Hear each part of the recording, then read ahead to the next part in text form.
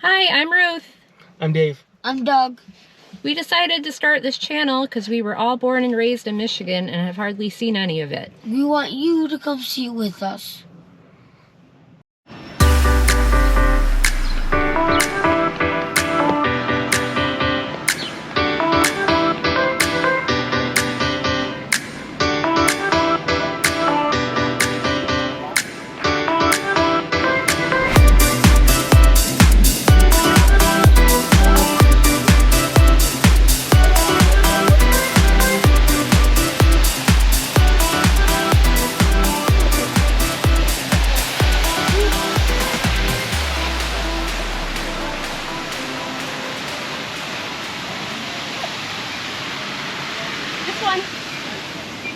Not exactly. Children.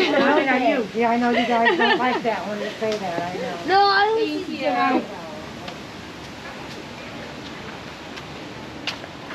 It was built in 1939 for the village. It was originally used as a 19th century rice mill and repurposed as the pottery shop in 1984. Today the artists demonstrate handmade pottery. Oh, was I supposed to say that? I'm sorry. Wrapped with clay and it was made in 3 sections. Hi. Welcome. We're making bean pots. This is the very first step. This is called throwing. So he just took a lump of clay, put it on the wheel, and using his hands and simple tools, he's shaping it like that pot right in front. You can see it's bigger than the pot that it will be, and that's because it has a lot of water in it, and that water will shrink. Will evaporate, and then the pot will shrink. Mom, yeah, I'll put it in the bowl. It is. It's not awesome. No, your cords. Sorry, We were talking about if you hand pedal that, how much different if you can't use a foot pedal. Well, in fact, there's some kind of centrifugal force that keeps it spinning well enough that if you got it going, you could make, because this part does go pretty quickly when you're hand forming. So the potters were able to do the same job that we do in here, even though it was done with your hands and feet. It's easier though, this way, and less tiring, of course. Hi. Is the Logan County Courthouse. And between 1840 and 1847, Abraham Lincoln tried cases here when he was a lawyer. It was mostly just neighbor disputes over land and debts. And this is where people came to know him and love him, as he would take the time to listen to his clients. So when he went into politics, that's how he got a lot of his votes.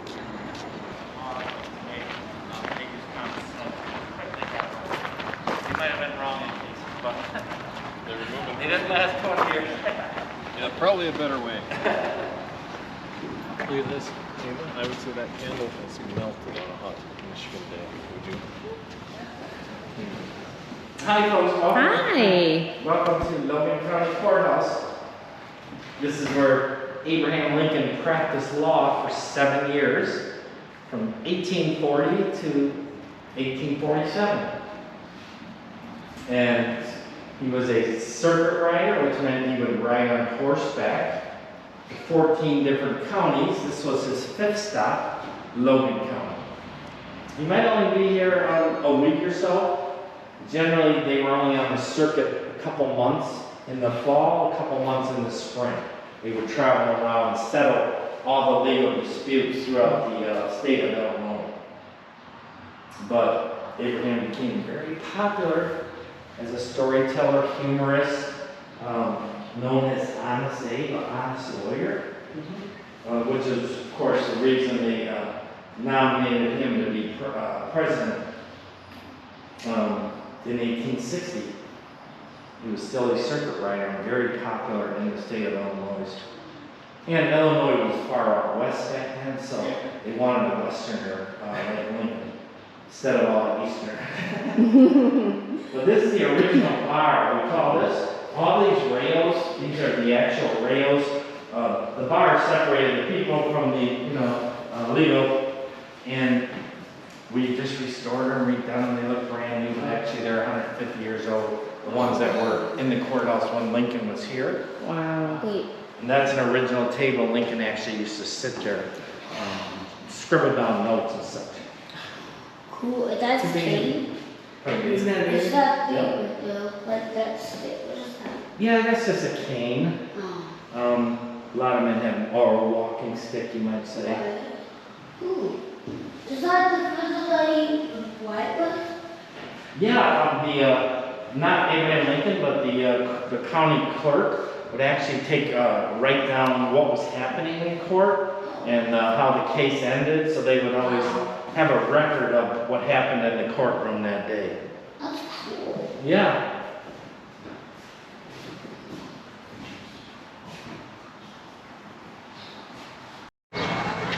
Okay, so it's lunchtime. We're gonna head to Eagle Tavern, which was a stagecoach tavern built in 1831 in Clinton, Michigan.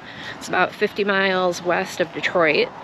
From 1849 to 1854, farmer Calvin Wood operated this tavern, offering food, drinks, and accommodations to travelers passing through. You can still stop here today for a meal, served the same way it was when Mr. Wood ran it. It's a really cool experience. If you get the chance to do it, I suggest you do it. How?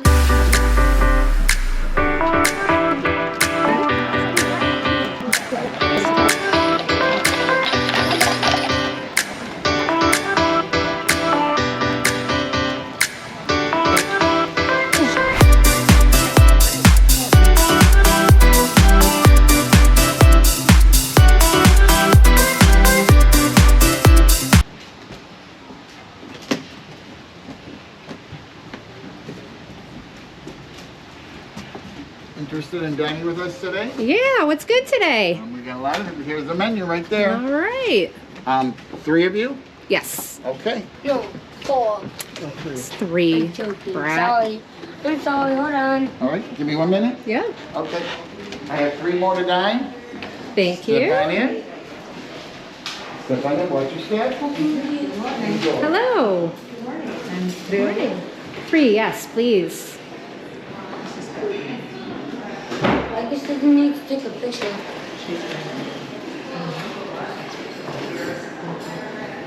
Can you follow me, please? Okay. Thank you. Have you been here before? It's been a long time. But Welcome yes. back. Thank you. Welcome back. Follow me. This is nice of you.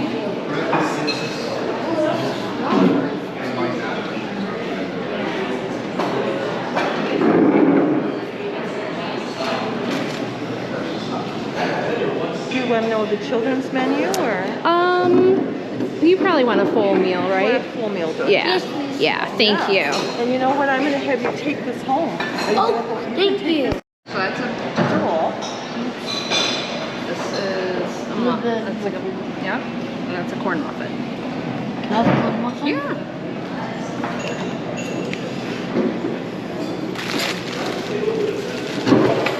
Sorry. That was me.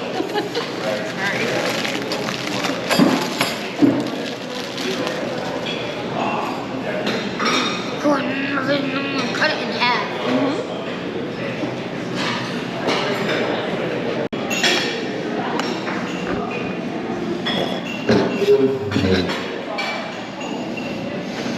Smells good.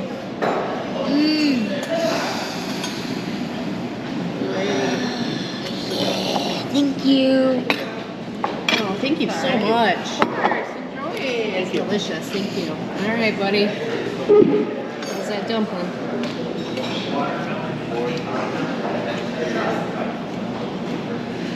Good? It's pretty good. Though it tastes different.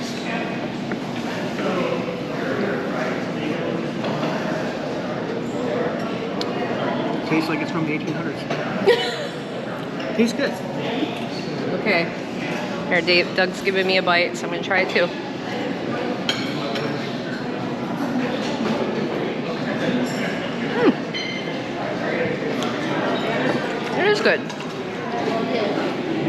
reminds me of something else. All right. And the camera to Dave, so I can put into my slab of beef here. Nice tender beef. Oh, that is. That fell right apart. Do it. It's hot.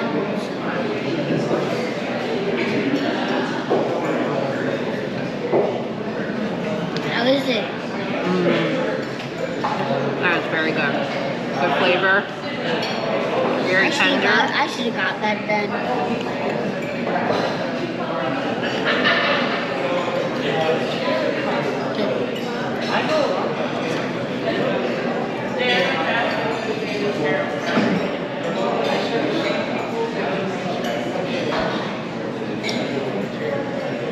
That is delicious.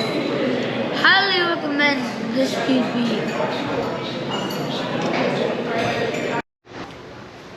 So next we're going to show you Martha Mary Chapel. Martha Mary Chapel was modeled after New England's colonial era churches. Henry Ford named this after his mother Martha and his mother-in-law Mary. Fun fact, Dave and I were married here on September 24th, 2000. It's the best decision she ever made. Yeah, Best Dad's a big decision. weirdo, so.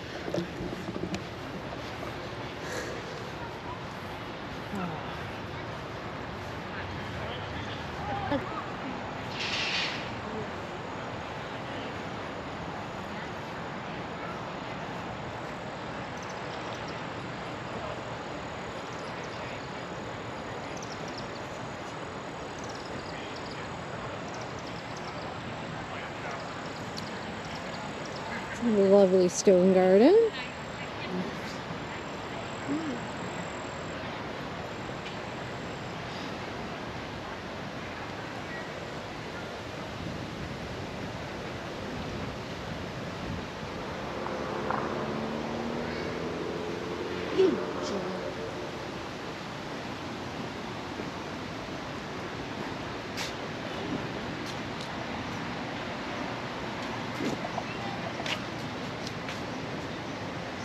Across the way there is the City Hall.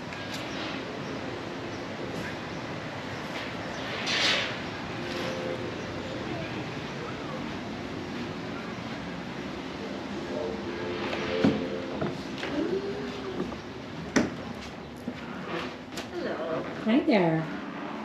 Get out of here. You're fine. Here.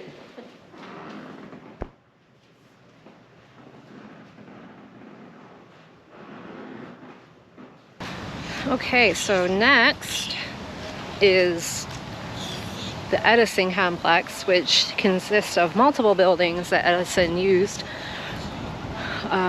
while creating his inventions. So there's Menlo Park, there was his original laboratory, and also the Sarah Jordan boarding house, which many of his workers would stay at, which was also one of the first houses to ever receive indoor electricity.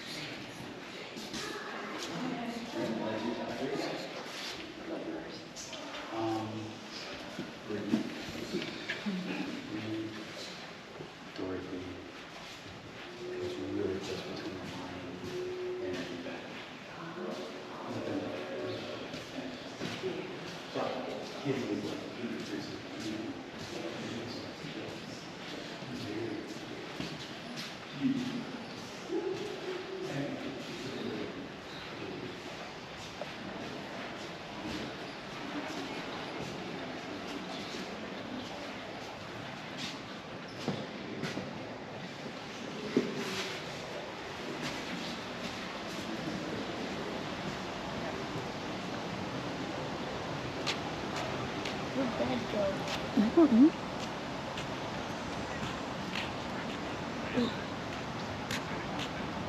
Oh.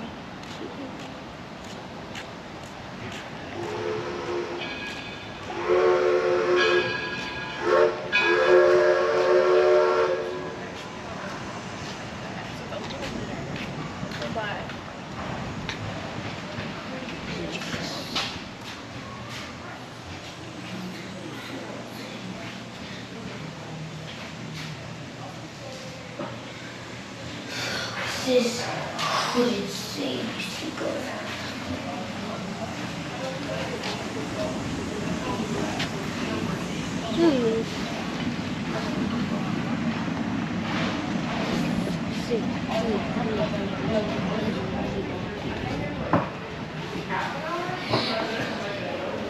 Welcome to my laboratory. Because it's cool, right? But then it's and then unlike my entire state, it's cool. I don't even want it to spread its neck on the track. I see, like, oh, no, there's a lot of alcohol in my body. Don't even mean.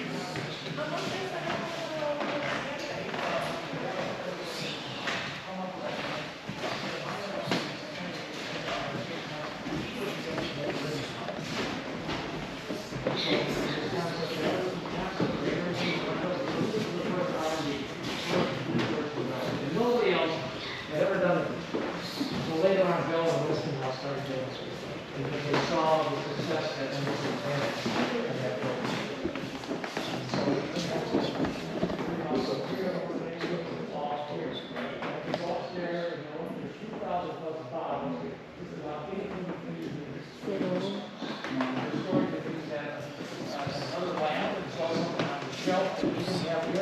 You make sure Bob and Ed showed up on the maybe never knew it, but it was there. That was the whole idea. You got everything here. You got the workforce here.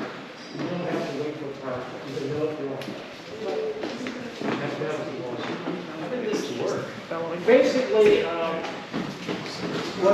this worked is it was just a diaphragm with a needle on it.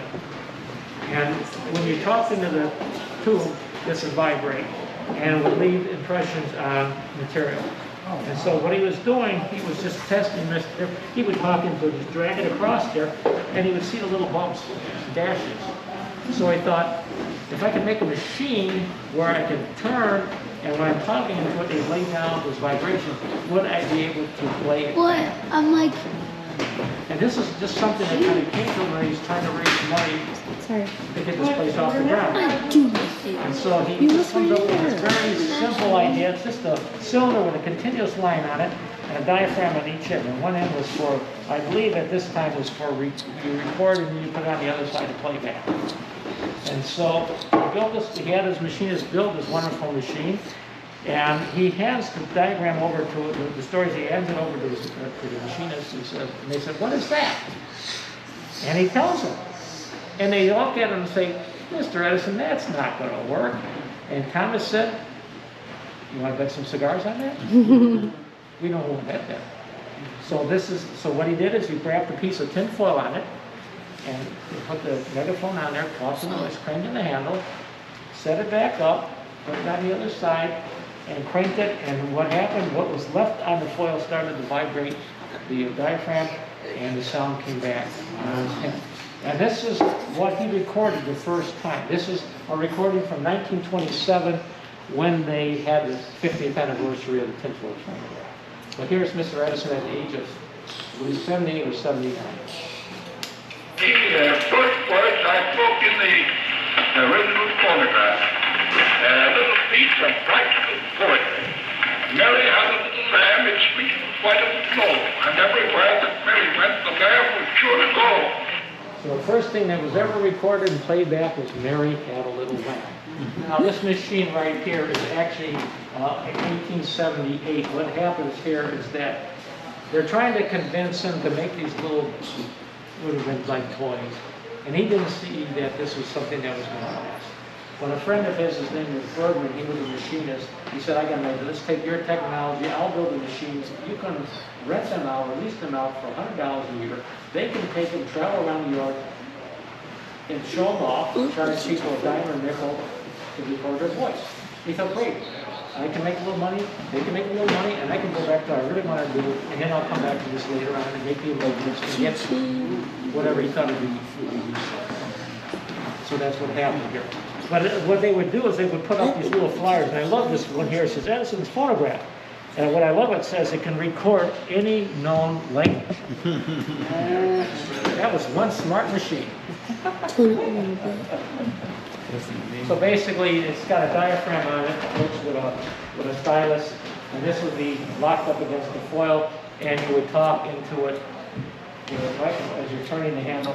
And what you do is you put it back to the beginning and crank the handle, and would vibrate the diaphragm, and would play right out. Now this, again, because it was more of a novelty kind of thing, you could record, and if you got a good recording, you could play it back maybe half a dozen times. And what happens, the foil starts to flatten, and then the sound is static and static. And once this comes off the cylinder, it's just a piece of foil again. So really, there was no practical use except for a toy, for the most part. And that's why he didn't really want to jump into this. Because again, this just kind of came to him. And when Edison was building things, it was always, he always had a use for it. Because when he was starting to think about the light bulb, he was looking at how can this improve people's lives? Not just people with wealth, but everybody. How can I make the light bulb inexpensive so people can afford it? That's how he was thinking. But he also said, if I build the light that works, there's got to be a way of powering it. So at the same time, he's building his power station. So these two things were working together. So he gets the light to work in 1879, and by 1880 he was out in New York City building his first power plant. And was already fighting with Westinghouse how they're going to wire the city, and which power source they're going to use, because it was DC against AC. Unfortunately, AC works better, so, but DC never disappears. Yeah. Wait, yeah, go up and have them come down and so you go to lunch. So I mean, it's just amazing with his mind how quickly it worked. He had 1,093 patents in his lifetime. I believe in this particular lab, over 600 of those came out of his lab, and that was in about a 7 or 8 year period. But they said he was a workaholic. Well, he had to be a workaholic. He never basically really slept. He just took naps throughout the day. The story is he'd go home and maybe sleep a couple hours and get some nourishment, and he'd be right back here working on all these ideas. But he'd sit up there at his lab table, all his other tables would be set up, and he'd be, those would be his ideas. See, those Edison years, he's a young man. He's in his late 20s, early 30s, and the people around him are the same age. So this is a vibrant, exciting team working together, and they can't wait to get here. So that's like not like a 9-to-5 job, okay? Now by the time you picture Edison in your mind, because this is what we do with history. When I picture George Washington, he's never been a young man. He's always been an old man. But same with Edison. By the time this picture is taken, and you can see the chair right there, this is 1929. It's the 50th anniversary of the incandescent light bulb and the electric system of Thomas Edison. You've got President Hoover, you've got Henry Ford, you've got Francis Gell, who was Edison's right-hand person. There was, Madame Curie was here, Will Rogers was here, the real hipsters of the time period. So they are here to celebrate that electric bulb. What Henry Ford has Edison do is recreate the incandescent light bulb. And once he's done, he sits down in this chair, and Henry Ford has the chair nailed to the ground. You can see that we've refinished the floor, but we don't touch that chair. We don't sit in it either, and look at where I am, you know? So, but it's like all the things that are here. These are antiques and artifacts we don't touch. The whole thing was, Edison was inventing but he was building on other people's inventions. In other words, he did not invent the telegraph. Thomas Morse invents the telegraph right around the time Edison is born. What Edison does is improve upon the telegraph. He will make it, instead of just one message coming down the wire, he'll get as many as 4 can come down the wire, and that more words can be translated, or from Morse code. So it's a longer message that can be sent. He didn't invent the telephone, but he improved the telephone. Alexander Graham Bell invented the telephone. So Edison works on a transmitter for the mouthpiece so that it sounds better and the phone can be further away. So each phone could be further away from one another. Same thing with a lot of things up here. You've got an invention factory. These people are doing everything they can to make the modern improvements, the things that we love and the things we use, are coming from this time frame. So it's just hard to imagine that Edison would have loved to have seen the cell phone. I'm convinced of all the inventions that are today, the cell phone that takes this phonograph and you have music in a second, that you hit a button and some room some far away is printing what you've asked it to print 50 copies of. He was big into copying things. His electric pen is in the case behind you. It looks like, like a little dot, dot, dot, dot, dot, like a tattoo artist's pen. That is considered the first modern electric appliance, and you see the 2 batteries that are there. But that is like the forerunner of copying anything. Back in the day, you had to copy it by hand. So a machine that could copy it and then make another copy and another copy, that was a big deal, So can you picture the people working up here? Or does it just seem so far removed?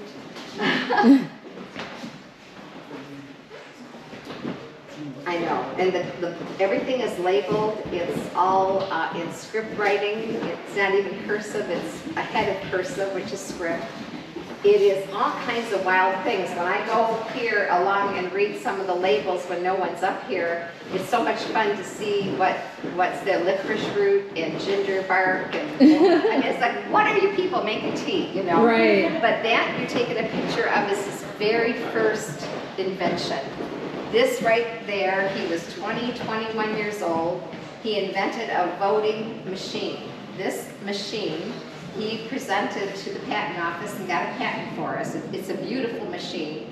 The people he invented it for wanted nothing to do with it. Of course. They did not want something that immediately voted yes or no. You have to talk for days and weeks and months and years over subjects in the legislative body. You just can't come up with an instant answer. So then he decided from that invention onward, never again.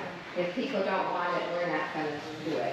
So the next thing over is the telegraph. And like I said, at one point in his history, he'll have as many as 4 messages coming down the wire instead of just 1.